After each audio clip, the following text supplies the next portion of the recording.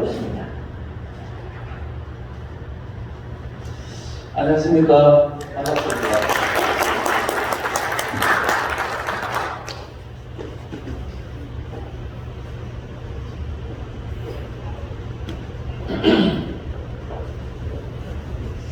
오늘 제목은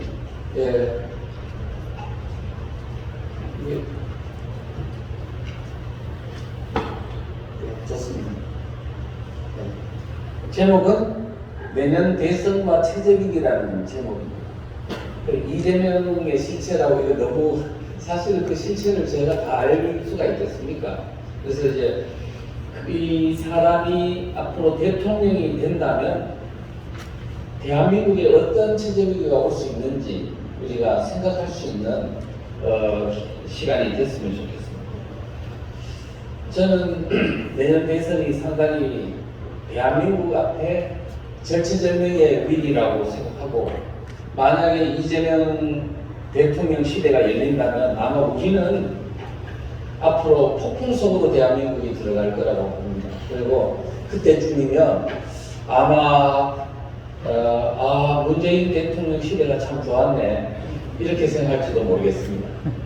자, 그러면 한번 강의를 시작해 보도록 하겠습니다. 이재명 대통령이 된다는 것은 대한민국의 버스 운전대를 잡는다는 건데, 이게 무엇을 의미하는 것인가, 이것을 우리가 한번 생각해 봐야 됩니다. 문재인 대통령이 대통령 선거를 할 때 대한민국 운전대를 맡길 때 우리는 과연 그가 어디로 대한민국을 끌고 갈 건지를 물었습니까? 안 물었습니까? 안 물었습니다. 그냥 맡긴 거예요. 어땠습니까? 결과는. 그래서 오늘 운전대 열쇠를 맡기기 전에 우리는 그가 어디로 대한민국의 이 버스를 끌고 갈 건지를 반드시 물어야 합니다. 우리는 지금 대한민국의 이재명 문제를 생각할 때 이 양반 성격에 좀 문제가 있는 것 같아. 또 아니면 이 사람은 그러니까 좀 부정부패 문제가 심한 것 같아. 그래서 심각해. 이렇게 생각하시죠? 근데 사실은 그보다 더 중요한 것은 이 사람이 대한민국을 끌고 가려는 방향이 어딘지, 지향점, 목표, 여기에 대한 문제를 우리는 별로 생각하지 않는다는 게 심각한 문제라고 봅니다. 그런데 이재명 양반이 앞으로 끌고 가려고 하는 대한민국이 어딘가에 대해서 이미 그 사람의 저서를 통해서 우리가 알 수 있겠더라고요. 박근혜 대통령 탄핵 이 촛불 시위가 있었을 당시에 이재명 시장이 이제 쓴 책이 있어요. 5권이 있더라고요. 그래서 그걸 샀어요. 읽어봤더니 야, 이거 골 때리는구나 싶더라고요. 그런데 지금 이 책을 다 회수를 해가지고 사실상 내용들이 별로 이 책이 구할 수가 없는 상황입니다. 자, 내용을 보겠습니다. 지금 이 책에 보니까 언제 만드느냐 하면 2017년도 1월 20일 날 출간된 거니까 아마 16년 말에 이제 제출을 한 건데, 내용에 노동시간 주 54시간제, 동일노동 동일임금, 기본소득제, 검경수사권 조정, 공수처법 같은 문재인 정부가 하고 있는 정책이 그 책 내용에 다 들어가 있더라고요. 이런 걸 보면 아마 이 문재인 대통령한테 이재명한테 자문을 얻어서 이 대한민국을 끌고 가고 있는 게 아닌가 할 생각이 들 정도로 그런 내용이 있고요.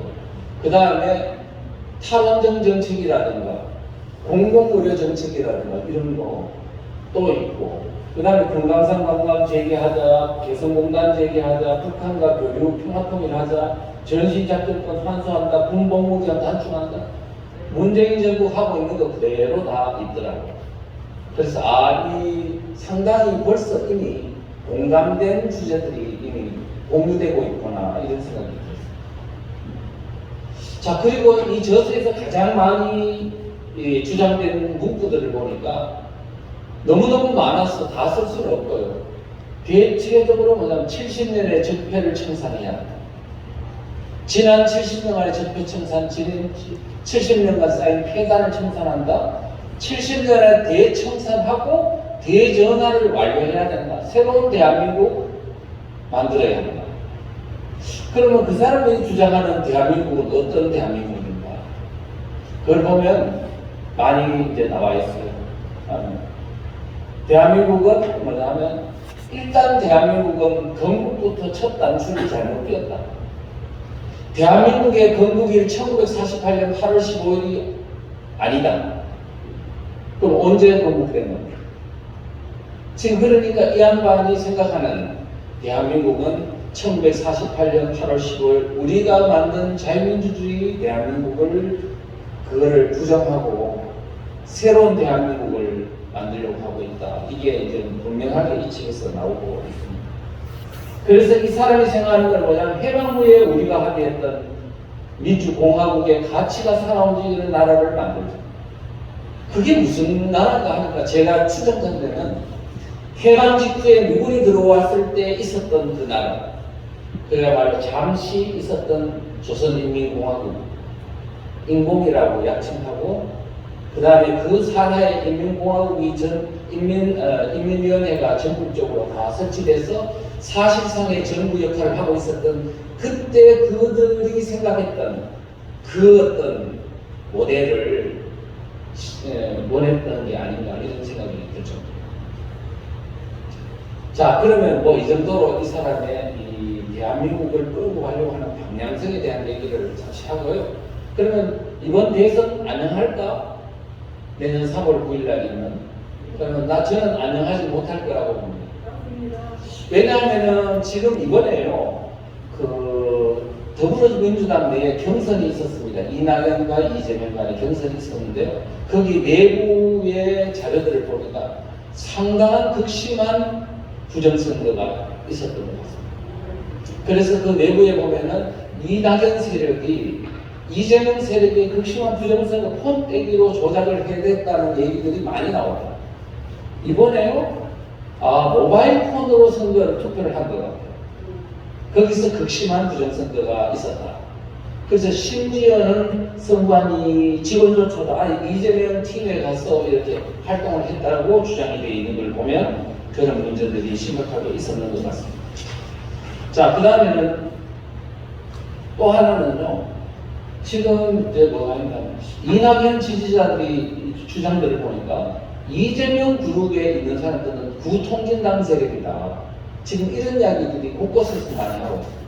그래서 무슨 이야기까지 있냐 하니까 이번 경선 결과에 따라서 민주당을 지킬 수 있을지 아니면 저 미친 통진당 세력에게 통째로 당을 빼앗길지 결정될 것으로 보인다. 이런 주장을 했어요.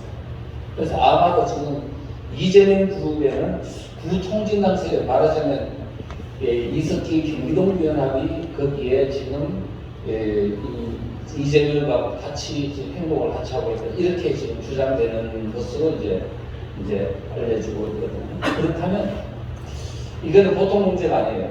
그래서 여론조사를 보니까 이낙연 지지자들이 떨어지면 30% 정도는 윤석열을 지지하겠다고 표현을 여론조사 결과에 나왔었어요.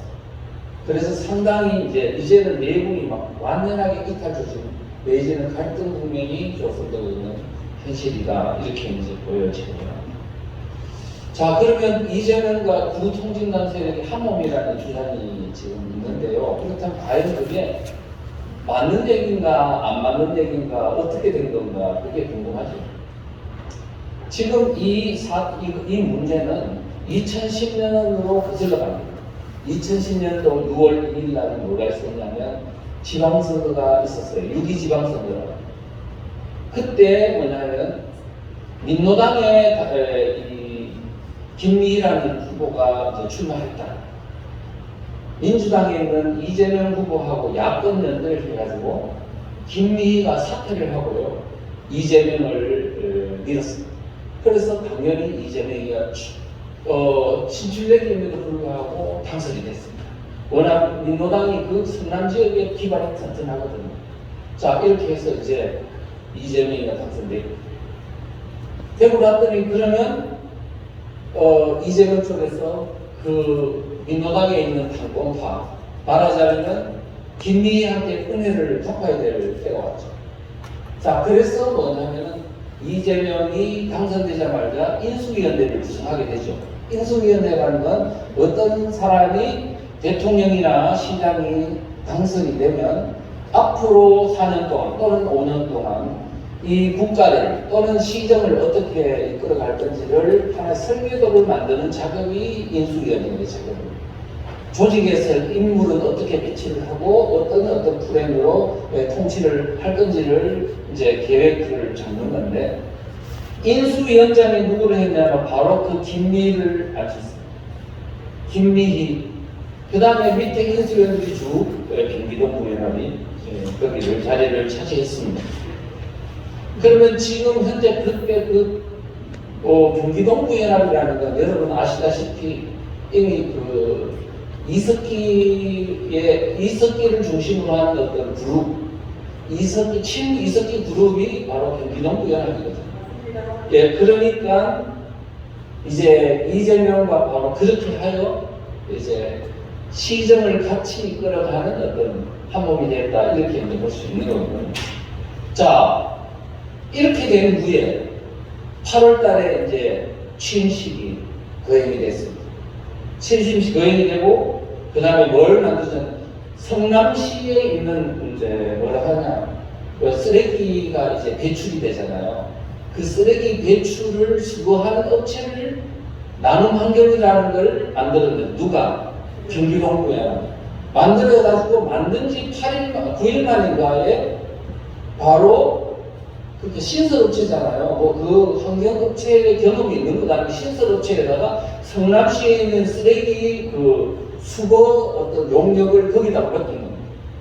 성남에서 나오는 그 쓰레기에서 얼마나 많은 이득점이 나오겠습니까? 그거를 바로 누구한테 줬다고요? 경기동부에나 이석기 군한테 줬다.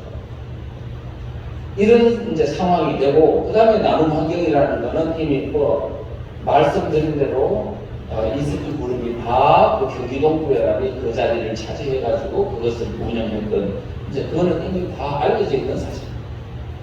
자, 이렇게 되고, 그러니까 이제 이 나눔 환경에 이 수익금이 어디로 갔냐? 그렇게 해서 이미 여러 의혹들이 발생하고, 신문지상에조차도 나눔 환경의 자금이 이석기 RO로 유입된 정황입니다. RO 2013년도 8월 달에 적발된, 말하자면 이석기가 북한이 남침했을 때 내용을 해가지고 도시 견인단전을 벌려야 된다고 지침을 내렸던 130명, 150명을 모아놓고 했던 그런 사태가 있었지 않습니까? 그때 그 150명, 130명을 어떻게 이끌었냐, 그 돈이 어디서 나오냐, 그게 나눔 환경에서 나왔다는 얘기입니다. 자, 이런 얘기들이 이제 신문 지상에만 나온 게 아니고, 그게 검찰 조사로 이제 되다가 이제 유야무야 된 거죠. 자, 이런 일이 있었습니다. 자, 나눔 환경뿐만 아니고 대장동 문제가 또 있습니다. 많은 사람들은 이 대장동 사태에 대해서 지금 언론에 많이 기사가 되고 있습니다만, 그때 그 대장동 사태가 언제부터 시작됐냐 하니까 바로 취임식이 8월 달에 있었고, 그 다음에 그 담당자가, 대장동을 개발하는 담당자가 보고서를 가지고 이재명 시장한테 갔대요. 그럼 이재명 시장이 결재하는 과정에서 지금까지는 뭐냐, 도시 주거 개발을 할 때는 그거에 대한 개인의 어떤 토지를 수용해야 되는 문제가 있기 때문에 상당히 개인 재산에 대한 침해 소지가 강하거든요. 그래서 국가가 하거나 아니면 LH공사 같은 전문 어떤 그런 단체에서 하도록 되어 있는데, 지금 이제 여기서는 보고를 하러 갔더니 그게 아니고 민영개발에서 하는 걸로 이렇게 방향을 틀었다고 직원의 얘기입니다. 그러면서 그때부터 전국적으로는요, 성남시를 모델로 해서 이제 민영개발 또는 성남 도시개발공사라는 걸 하나 만들어 가지고 이제는 자치단체별로 멋대로 이제 토지 개발을 막 하는 이제 이런 어떤 점검이 된 사례가 바로 그 사례. 우리가 보다시피 대장동 사태는 엄청난 수천억의 어떤 이익금이 나와. 그 돈이 어디로 갔냐? 지금까지는 우리는 이 사태를 볼 때, 부정이 있었네. 이거를 그런 정도로만 생각하지, 이 돈이 자금이 어디로 흘러갔느냐는 것을 우리는 생각하지 않는 거예요. 아마 지금 수사를 제대로 안 하는 것 앞으로 드러나면 이게 분명히 경기동부연합이 흘러간다면 또 다른 어디에인가를 꼭 흘러가는 곳이 있지 않겠나. 그래서 우리는 이런 부분들을 정확하게 보고, 그래서 뭐냐 하면 경기동부연합이 도대체 어떤 조직인지 어떤 성향의 단체인지 우리가 반드시 관찰해야 된다는 겁니다. 그래서 지금은 성남시에 있는 저는 이미 경기동부연합이 성남시하고의 연계 관계는 이미 오래전부터 들었기 때문에, 심지어는 거기는 비상연락망 체계가 잘 돼 있어서 수사관들도 함부로 들어가서 이 수사하기 어려울 정도로 지금 그 지역이 특이한 지역이라고 다 알려져 있습니다. 그래서 이제 이재명과 경기동부연합의 관계 인연이 그럼 도대체 언제부터냐? 2010년도 그때부터냐? 예, 아니더라고요. 그 전부터 더 흘러 언제부터 2003년도로부터 2003년도에 이런 일이 있었답니다. 성남시에 큰 병원이 있었어요. 인하병원이라고 450병상이라는데 이게 갑자기 폐지가 됐어요. 그 다음에 성남병원이라고 있었는데 이것도 갑자기 철수해버렸어요. 그런 후에 경기동부연합에서 이석기 그룹에서 사람들을 한 8,000명 정도 서명을 받아가지고 성남시에다가 지금 이 거대한 시에 큰 병원이 없으니 시립병원을 짓게 해달라고 조례를 만드는 안을 제출했답니다. 누가요? 경기동부연합에서. 뭔가 이게 인과관계가 있을 것 같아요. 자, 그런 후에 그때 바로 성남시립병원 설립 추진위 공동대표가 누구냐? 이재명입니다. 그러니까 경기동부연합에서 추진하는 사업에 거기에 대표가 이재명이라는 사실은 이미 그들과의 관계가 이미 2003년도에 이미 뭔가 있었다는 얘기를 우리는 알 수 있습니다. 자, 그런데요, 이재명이가 성남시장이 됐습니다. 2010년도에 되고 드디어 이게 실현될 단계가 왔습니다. 바로 2015년도에 공사 시작해가 2019년도에 드디어 완공했어요. 엄청난 건물에다가 넓은 부지예요. 그런데 병상 숫자가 50병상이에요.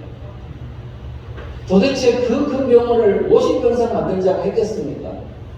도대체 무슨 이유냐고, 무슨 이유.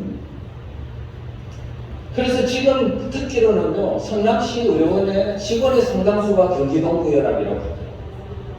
그리고 제가 어떤 분의, 제가 존경하는 분이 코로나 걸려가 성남시립병원에 입원을 했는데요. 거기에 가니까 자꾸 나오실라 그래. 이유가 뭐냐고 물어봤더니, 아니야, 거기 갔더니 깡패들이 작업하고 그래. 그러더라고요. 여러분, 우리가 지금 성남시에서 사람들이 실종 사태도 있고 정신병원에 막 강제로 감금하는 사태도 있고 그런다고 그러죠. 근데 거기 있는 분들이 그래요. 성남시가 아닌 다른 데 있는 사람은 성남시 상황을 모른다, 이해할 수 없다. 우리가 이런 것들을 보면서 우리는 항상 그냥 내가 알고 있는 것 가지고 해석을 하려는 경향이 있습니다. 그런 문제가 있고요. 그 다음에 이재명이 그게 단 줄 알았더니 더불어민주당이 게시판에 올라온 글을 보니까 어떤 한 분이 이렇게 써놨습니다. 나 석기호한테 물어봐, 내가 누군지. 이렇게 하면서 그 양반이 이재명은 1990년도 초반에 용성 청년 변호사였다는, 거기에 이석기 그룹하고 같이 이렇게 했다는 거를 글을 올려놨더라고요. 그래서 이제 뭐 이런저런 차이를 찾아보면 결국은 93년도에 한 청년 산하에 있는 용성 청년의 변호사로 활동했던 것이 나옵니다. 그래서 이게 이미 90년도 초반까지 이석기 그룹과 함께 했던 멤버들이었구나, 이렇게 할 수 있습니다. 그래서 우리가 이런 걸 보면서 이 사람들한테 만약 이재명이 정권 잡는 상황이 오면 바로 이제 그 배후에 있는 이석기가 결국은 정권의 주도적인 역할을 하게 될 것이다, 이렇게 이해하시면 됩니다. 그러면 이석기는 도대체 누구냐? 경기동부연합은 어떤 역할을 했냐? 지금 이걸 아는 것은 매우 중요한 일입니다. 분자산의 약속이라는 게 있습니다. 뭐냐면 2001년도 9월 달에 충북 괴산에 가면 군자산이 아니고 보람원 수련원이라고 있습니다. 거기에 NL 측, 말하자면 주사파 출신들의 어떤 그 전선체인 전국연합이 거기에서 모임을 했습니다. 한 700여 명의 대표자들이 모여서 회합을 했는데 그거를 9월 태제라고 합니다. 그런데 그때 회합한 내용이 뭐냐? 3년의 계획, 10년의 전망이라는 테마를 가지고 논의했습니다. 그 내용이 뭐냐 하면 그거를 일명 군자산의 약속이라고. 그 핵심은 이렇습니다. NL들이, 주사파들이 그동안에 제도권 합법 정당을 만들지 않고 있었는데 이제 본격적으로 제도권 정당 안으로 들어가서 우리가 당을 장악해야 되겠다. 다른 말로 하면 PD계열이 주도해서 만든 민노당 안으로 우리가 대거 들어가서 3년 안에 당권을 장악한다. 그리고 10년 안에 정권 잡는다. 사실은 그 목표가 거의 다 이뤘어요. 3년 안에 당권을 장악했습니다. 그 다음에 10년 안에 정권 잡는다. 그건 거의 잡다가 마지막 단계에서 우리가 놓쳐버렸어요. 사실은요, 문재인 정권보다 훨씬 더 위험한 정권이 2012년도 대선에 탄생할 뻔했었습니다. 그건 내가 설명을 드리겠습니다. 그래서 이 사람들이 대거 민노당으로 들어갔습니다. 그때 민노당이 국회의원이 있었나요? 한 명도 없는 신생정당이었는데 거기 막 들어가는 거예요. 불법적으로 있잖아요. 주소 이전하고 이렇게 부정선거하고 해서 결국은 이제 들어갔는데요. 자, 이렇게 해가지고 결국은 2004년도에 NL들이 민노당의 당권을 장악하는데 그때 무슨 일이 터졌냐. 노무현 대통령 탄핵 사태가 터졌습니다. 총선 직전에. 그래가지고 KBS, MBC에서 막 그냥 잘못됐다고 방송하고 이렇게 해가지고 탄핵을 주도했던 한나라나 민주당이 완전히 그냥 엉망진창이 되어버렸습니다. 그래서 열린우리당이 크게 과반수를 차지하게 되고 더불어 신생정당인 민노당이요 국회의원 10명을 차지하게 됐습니다. 진짜 제도권 정당이 되어버립니다. 자, 그리고 2년 뒤에 2006년도 초에 NL 중에서도 가장 국자적이고 강력한 이석기 그룹이 당권을 장악했습니다. 그리고 그때부터 지금까지 당권과 실권을 놓친 적이 한 번도 없습니다. 자, 그런데 1심의 사건이라는 게 혹시 여러분 아시죠? 2006년도 10월 달에 일어난 사건인데요. 그 사건은 굉장히 중요한 의미가 있습니다. 일반 사람들은 이게 갖는 의미가 뭔지 잘 몰라요.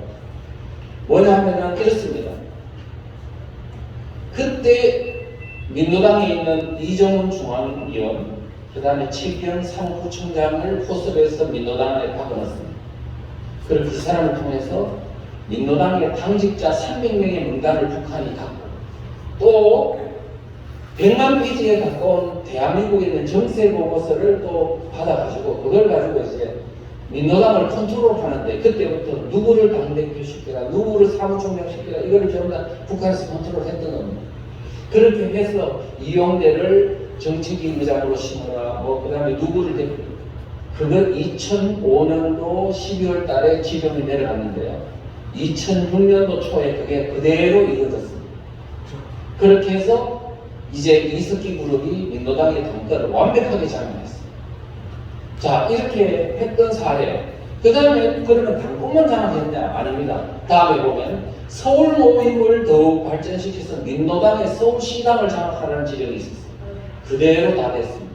서울 모임이 뭐냐? 그게 경기도고요.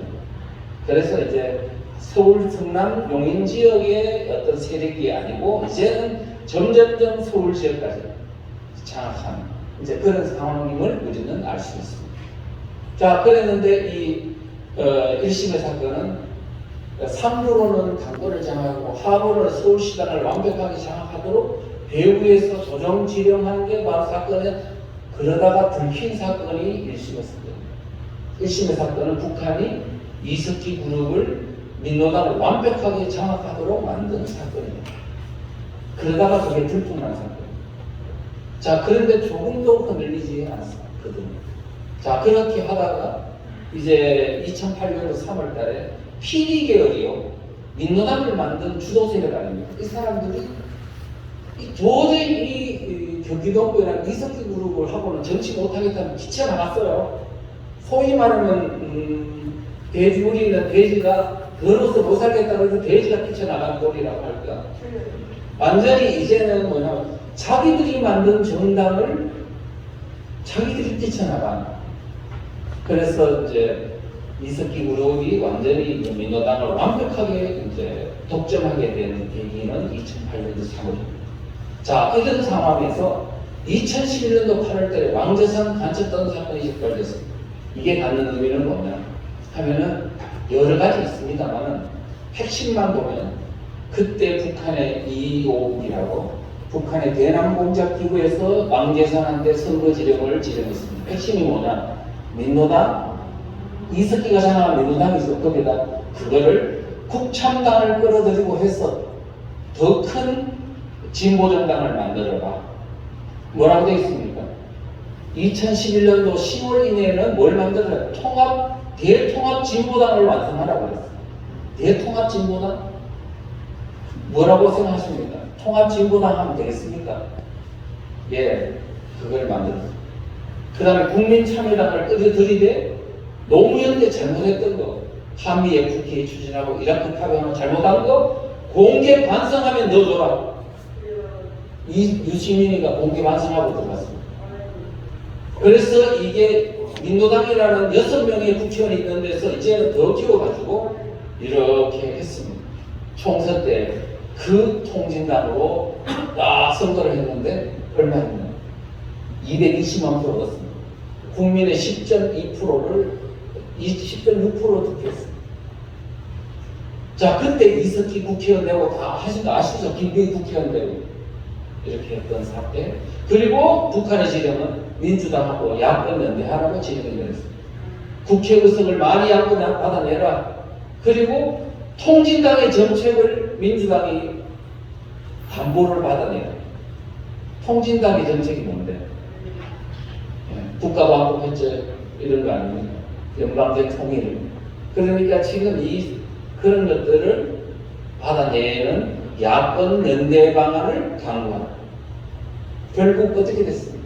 이루어졌습니까? 안 이루어졌습니까? 자, 보시자고요. 다음에 사실은 그렇게 해서 통진당이 12월 13일 날 만들어졌고, 예. 그 다음에 2012년 총선 대선에 임했습니다. 그리고 총선 한 달 전에 뭐가 만들어졌냐 하면 야권연대가 결성됐습니다. 통진당 만들어졌고 민주당하고 야권연대가 총선 한 달 전에 드디어 완성이 됐습니다. 같이 가죠. 자, 그래가지고요, 야권 형성을 했는데 통진당이 많은 양보를 받아내가지고 국회의원 13명을 얻게 됐습니다. 자, 국민 선거를 했더니 10점 몇 프로라고 6%를 얻었습니다. 자, 10.6%를 얻는 통진당과 그 다음에 문재인이 후보로 나선 민주당이 서로 야권 연대를 해서 대선에 임하면 어떻게 될 것 같습니다? 100% 이기는 거였어요. 근데 이게 놀랍게도 다음에 무슨 일이 일어났나? 5월 달에요. 통진당 내부에 막 비례대표 부정선거가 들통이 나가지고 완전히 내분 사태가 일어나고 5명 구속되고 난리가 났습니다. 그런데 이석기가 누구야? 아무도 모르는 지하에서 활동했어요. 그런데도 1등을 했는데 그게 거의 다가 부정선거였어요. 그때 처음으로 뭐가 있냐? 온라인 투표가 도입됐어요. 그런데 그 이석기가 얻은 표의 58%가 뭐라고요? 중복 IP 투표라고. 한 사람이 2번씩 투표한 거예요. 그 중에서도 전국은 100% 중복 투표. 전남 98% 중복 투표. 그래가지고 1등 한 거 이석기예요. 그래서 지금 이제 이런 정도의 양심이 없는 세력이 이재명과 같이 붙어 한 몸이라는 사실을 명심하셔야 돼요. 자, 만약의 경우에요. 그때 이제 이 사태가 일어나지 않고 아무도 모르게 통진당 10%가 얻는 통진당과 그 다음에 이 문재인의 민주당이 공동정부를 구성하겠다고 이제 야권 연대가 그저 아무 문제 없이 대선에 12월 달에 임했다면 당연히 통진당과 민주당의 공동정부가 구성됐을 겁니다. 그러면 그때 2001년도 군자선에 약속한 거 있죠. 10년 뒤에 정권 잡는다 말이 실현됩니까? 안 됩니까? 실현되는 거죠. 근데 여기서 우리가 이해해야 될 건 뭐냐? 민주당과 통진당이 공동정부를 구성하면 누가 주도권을 잡을까? 많은 분들은 국회의원 많은 민주당이 주도권을 잡지 않겠나 하는데 그거는 전혀 사상에 대한 이해가 없는 사람입니다. 그거는 100% 통진당이 주도권을 잡게 되겠습니다. 왜 그러냐면 통진당은 사실 주변에 민노총이니 정교전이 범민련이 17년대 이와 같은 이적단체들 전부 다 통진당 주변에 다 연계가 되어 있지 민주당에 연계되어 있지 않았기 때문에 그다음에 배후에는 북한이 있으니까 이미 그런 걸 생각해 보면요 그때 이미 여러분 보십시오 그게 깨졌어요. 야권연대가 깨지고요 5월 6월 7월에 언론에 막 노출이 됐거든요. 야 통진당 안에 저런 종북세력이 있네 문제가 있네 하니까 지지율이 언제까지 떨어졌냐 2%까지 떨어졌어. 이게 야권연대가 깨졌어. 깨진 상태에서 문재인이 나왔는데도 당일 오전에는 문재인 대통령이 문재인 후보가 박근혜 후보를 능가하고 있었어요. 그래서 노인네들이 나중에 그 소문을 알고 막 뛰쳐나와가지고 투표에 임해서 겨우 3%로 골든크로스 일어섰던 거예요. 그렇게 보면 만약 이런 문제가 없었으면 그냥 통진당이 정권을 잡는 거였어요. 통진당이 정권 잡는 거는 바로 이석기가 잡는 거였고 배후에는 북한이 합법적인 방법으로 대한민국 정권을 탈취해가는 사태가 벌어질 뻔했거든요. 그런데 여러분들이 이걸 아셨나 이거예요. 그래서 여러분들 말씀드리고요. 이제 마지막으로 넘어가겠습니다. 그 다음에 2013년도 8월에 이석기 아로 사건이 일어났습니다. 북한이 남침하면 내용에서 해화동 전신전화국 폭파하고 평택 유리창고 폭파하고 그 다음에 전신전화국 그 다음에 변전소 폭파하고 이런 거를 모의하다가 들통난 사건 아닙니까? 이런 것들이 있었고요. 지금 9년형인데 내년에 나옵니다. 그 다음에 이석기가 교도소 갇혀 있는 줄 알았더니 박근혜 탄핵 때 보니까 이석기 석방은 평선이며 현수막이며 그 다음에 그 서명대가 얼마나 많이 서명대 받고 나중에 보니까요 박근혜 대통령 인형 잡아가지고 목을 떼가지고 호소를 하지 않나 이런 것들이 정상적인 사람들 민주당에 있는 정상적인 사람들이 했으리라 생각하지만 그 안에 이런 어떤 경기동부연합 같은 이런 사람들이 아마 그렇게 상당한 역할을 했을 것으로 보여지는 대목들입니다. 자, 그런데 이재명과 경기동부연합이 이제 민노총도 뭐가 연결되어 있는 것 같아요. 2020년 작년 12월 달에요. 민노총 위원장이 당선됐는데 경기동부연합이 이 사람이 양경수라는 사람이요. 단독으로 당선됐어요. 처음 있는 일입니다. 그래서 이제 이 사람이 누구냐면 이석기 석방 경기 공동행동 대표입니다. 이석기 그룹이 민노총을 장악했다고. 어찌 이런 일이 있냐 했더니 여러분이 아시는 민노총은요 비종노조입니다. 대기업 노조, 공기업 노조 일대 많아요. 그런데 그 사람들이 숫자가 얼마냐? 박근혜 대통령 당시만 해도요 민노총의 숫자가 60몇만 명 정도 됐어요. 근데 지금은 얼마나? 문재인 들어왔어. 딱 4년 만에 110만이 넘습니다. 40만이 더 늘어난 거예요. 근데 누가 들어온 거냐? 대기업이 더 늘어난 건 아니고요. 비정규직이 대부분 민노총 안으로 들어온 거예요. 그 사람들은 비정규직은 월급도 별로 없는 아주 그냥 막 가는 그런 성격도 많이 있는 사람들이에요. 그 사람들이 대부분 민노총으로 들어와서 그 숫자로서 결국은 당대표를 양경수를 만들게 된 힘이 아닌가 이렇게 추정이 가능합니다. 자, 그런데 이 사람이 민노총 이 사람이 2019년도에는 경기도 본부장을 했거든요. 그때 이재명 경기도지사와 노사장 협의를 하는 어떤 협상 대표로 민노총을 선정했습니다. 그 전까지는 한국노총을 하고 있다가 갈아치우고 민노총으로 갈아치웠거든요. 그래서 볼 때 이게 이미 민노총과 이재명 경기동부연합은 이런 밀착 관계가 이렇게 가고 있었다는 알고. 그 다음에 경기동부에는 2022년도 내년 대선과 관련돼서 또 이런 일이 또 있습니다. 충북범죄라는 간접단 아시죠? 네, 거기서 작년 7월 달에 북한한테 대남공작기구한테 전문을 보냈어요. 이 지사를 민주 진보 개혁 세력의 대선 후보로 좀 뽑아 지원해달라고. 그랬더니 북한에서 뭐라고, 본사라 그럽니다. 본사에서는 뭐라고 대답했냐면, 이재명이 대선 후보로 나서자면 아직 넘어야 될 산이 많다. 당선되면 회사에서 말하는 통일 대통령을 할 수 있겠는가 하는 문제가 아직 남아있다. 이렇게 말했어요. 근데 최근에 이야기를 들어보니까 북한에서 이재명을 썩은 무리라고 그랬다고 그래요. 네, 그래서 이제 제가 볼 때는 경기동부에 이재명을 둘러싼 경기동부 연합이 이재명을 대통령 시키기 위해서 북한에다가 막 강력하게 요구를 한 거예요. 근데 그 결과는 어떻게 될지 모르지만 저는 그걸 떠나서 우리는 지금 이런 위기 상황에 직면해 있다.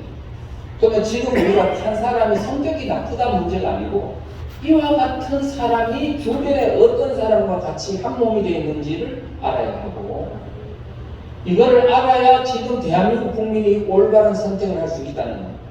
그래서 저는 지금 뭐냐면, 지금 제가 목숨 걸고 책을 쓰고 있어요. 뭐냐면 반대세의 비밀이 드러나. 반대한민국 세력의 약칭을 반대세라고 제가 했습니다. 반대한민국 세력이 지금 비밀이 이제는 다 드러나고 있어요. 그래서 이 책 하나만 보면 지금 대한민국에서 일어나고 있는 사상적 혼선이 완전히 싹 다 정리가 됩니다. 심지어는 뭐까지? 미국에서 일어나고 있는 네오마르크시즘 현상, 중국에서 있는 변종 공산주의가 세계를 지금 뒤덮고 있는 현상, 대한민국에서 일어나는 현상, 모든 것을 다 아울러서 볼 수 있도록 북한에 있는 내막까지. 그래서 이것만 보면 교회가 왜 혼동에 빠져 있는지, 우리가 뭘 해야 되는지, 어떻게 해야 되는지 이것을 잘 알 수 있도록 해놨으니까 앞으로 이런 것들을 보면서 지금 대한민국이 직면하고 있는 위기가 무슨 위기냐? 코로나 위기가 아니고요. 체제 위기고 대한민국의 국권이 지금 무너져가고 있는 위기다. 이거를 알기 위해서는 우리는 뭐야? 적을 알아야 됩니다. 적을 알기 위해서는 그들에 대한 실체를 알아야 하고, 그래서 이제 다른 사람들은 어떻게 해야 되냐? 주변에 나가서 마을에 주민들을 띄워야 합니다. 이 정부는 교회를 혐오집단으로 만들려고 합니다. 그러면 혐오집단 프레임에서 우리가 교회를 벗어나려면 어떻게 해야 되냐? 우리가 주민들을 먼저 알아보려고 합니다. 주민들을 깨우면서 뭐냐 하면, 이거는 어떻게 보면 주민들을 깨우는 행위인 것 같은데 알고 보면 그게 전도고요. 이 정부가 교회를 혐오집단화 하려는 것을 역프레임을 걸어가지고 우리가 교회를 보호하는 행위입니다. 교회를 위한 행위라고. 이런 것들을 우리가 알면서 주민들도 깨워서 대한민국도 살리고 마을도 살리고 그 다음에 교회도 살리는 이러한 어떤 일에 우리가 대한민국 교회들이 함께 일어났으면 좋겠습니다. 감사합니다.